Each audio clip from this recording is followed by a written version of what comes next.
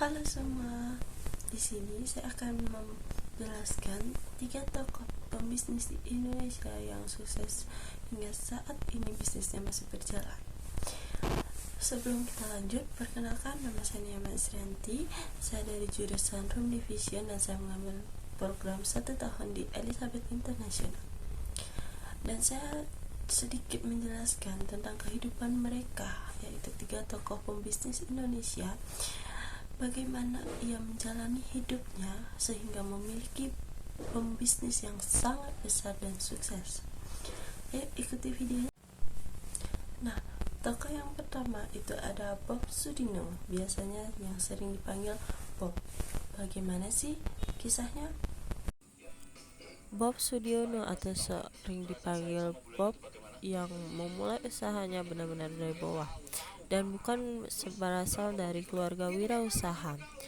Bob bekerja di Unifol, kemudian masuk ke Fakultas Hukum karena terbawa oleh teman-temannya selama beberapa bulan. Kemudian dia bekerja pada MC Lane and Waston Choy sejak 1958 selama 9 tahun berkelana di Amsterdam dan Hamburg.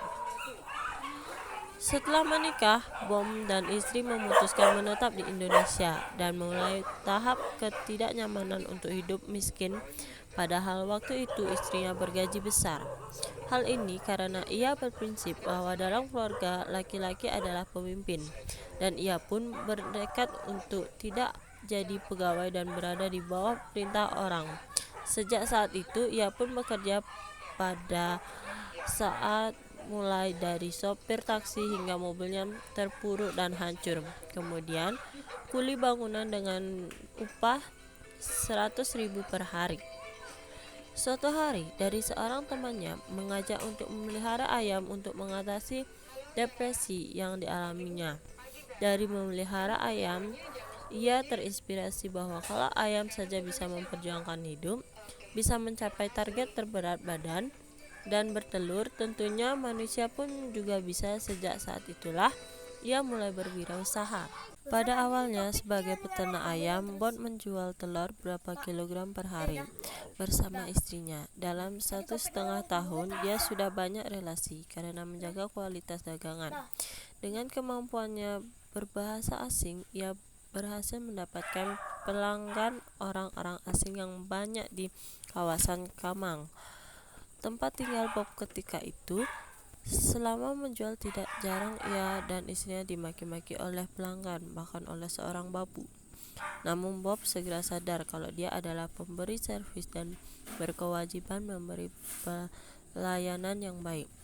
Sejak saat itulah dia mengalami titik balik di sikap hidupnya dari seorang feodal menjadi servan yang ia anggap sebagai modal kekuatan yang luar biasa yang pernah ia miliki. Usaha Bob pun berkembang menjadi supermarket. Kemudian dia pun juga menjual garam, merica sehingga menjadi makanan. Bob pun akhirnya merambah ke agribisnis, khususnya hortikul utara, mengelola kebun-kebun yang banyak berisi sayur mayur. Kondisi orang-orang Jepang dan Eropa.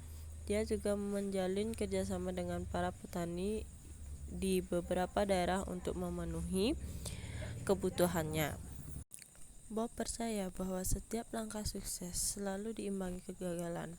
Perjalanan wirausaha tidak semulus yang dikira orang-orang. Dia sering berjumpa litan dan jungkring balik dalam usahanya. Bagiannya uang adalah nomor sekian, yang penting adalah kemauan, komitmen tinggi, dan selalu menemukan dan berani mengambil peluang. Nah, yang kedua itu ada Susi Pujiastuti. Susi bersekolah seperti pada umumnya. Setelah tamat sekolah dasar dan sekolah menengah pertama, ia melanjutkan pendidikannya. Kemudian ia melanjutkan pendidikan ke SMA Negeri 1 Yogyakarta. Pada masa bersekolah SMA, Susi sangat aktif dalam berkegiatan. Salah satu adalah aktivitasnya dalam gerakan golput. Ternyata keaktifannya tersebut justru menyita waktu sekolahnya, sampai akhirnya ia pun keluar dari SMA pada kelas 2. Namun, putus sekolah tidak membuat Susi menjadi malas dan nyerah. Ia memiliki untuk menjual perhiasan yang dimilikinya. Dari penjualan tersebut, ia berhasil mengumpulkan uang sebesar 750. Uang tersebut ternyata dijadikan modal oleh Susi. Rupanya, ia memilih terjun ke dunia bisnis setelah keluar dari sekolah. Modal yang sudah ia kumpulkan tersebut dipakai untuk berbisnis ikan. Ia mencari seorang pengepul atau tengkulak ikan.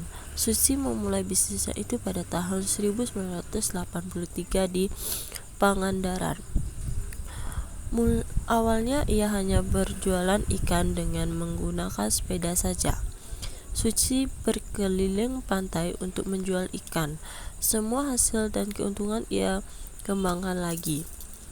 Berkat kegigihan dan kepintarannya dalam berbisnis, pada tahun 1996 Susi berhasil mendirikan sebuah pabrik. Ia mendirikan pabrik pengolahan ikan. Pabrik tersebut ia beri nama PT ASI Pujiastuti Marine Product. Produk tersebut dari pabrik tersebut adalah lobster dengan merek Susi Brand. Semakin lama, bisnis pengolahan ikan milik Susi tersebut semakin berkembang. Pada mulanya, ia berbisnis di satu wilayah saja. Setelah itu, ia mulai mengembangkan ke wilayah lain.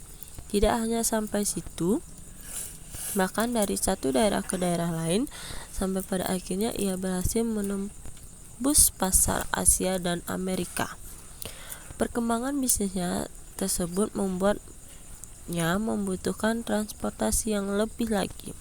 Hal itu berkepentingan produk hasil lautnya supaya tetap segar dan cepat sampai.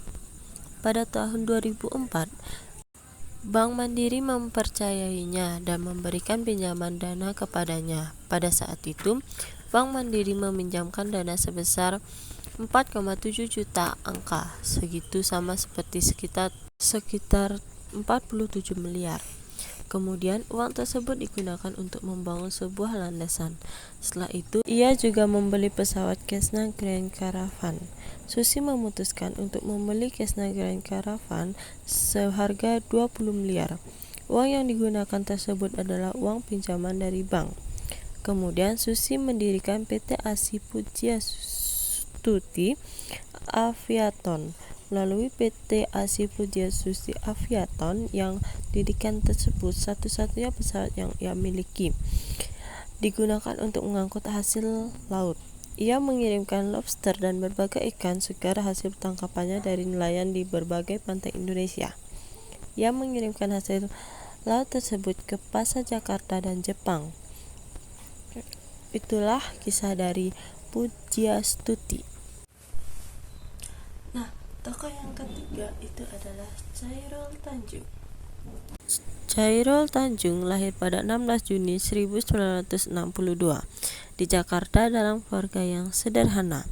Ayahnya adalah seorang jurnalis yang kehilangan pekerjaannya ketika masa pemerintahan berubah. Kondisi ekonomi keluarga yang sulit membuat Chairul harus membantu orang tuanya mencari uang, bahkan sejak kecil.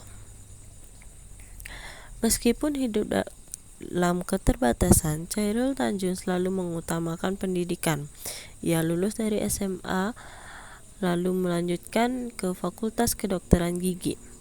Selama kuliah, Chairul aktif mencari uang tambahan dengan berjualan buku, kaos, hingga membuka usaha fotokopi.